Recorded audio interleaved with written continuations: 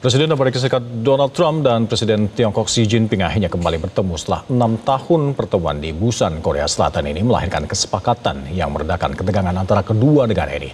Lantas apa saja kesepakatan yang terbentuk usai keduanya ini bertemu? Ini berikut informasi dari Glory Nata dari Gyeongju, Korea Selatan untuk Anda.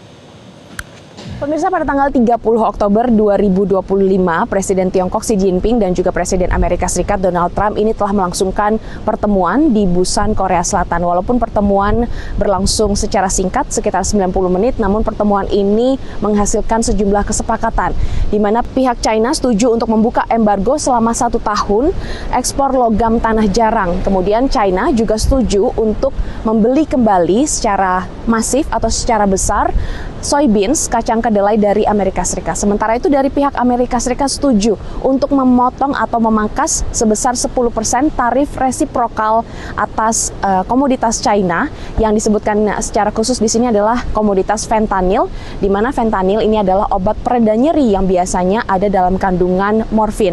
Nah, untuk tarif yang dipotong 10% ini dari 55 sampai 57% menjadi 45 sampai 47%.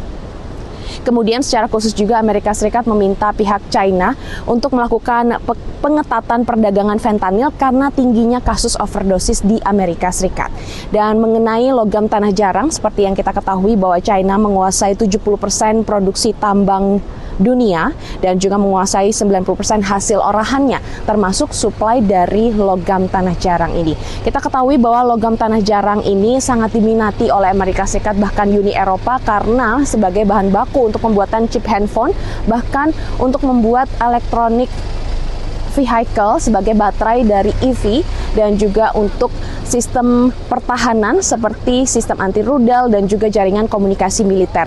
Dan kemudian di akhir tahun ini rencananya China akan melakukan perketatan untuk ekspor logam tanah jarang, dan sehingga seluruh dunia harus meminta izin dari Beijing untuk melakukan ekspor logam tanah jarang. Dan hal ini membuat pihak Amerika Serikat dan juga Uni Eropa merasa khawatir atas kelangkaan pasokan, dan untuk itu Amerika Serikat dan juga Uni Eropa sedang melakukan upaya negosiasi bersama dengan pihak Beijing.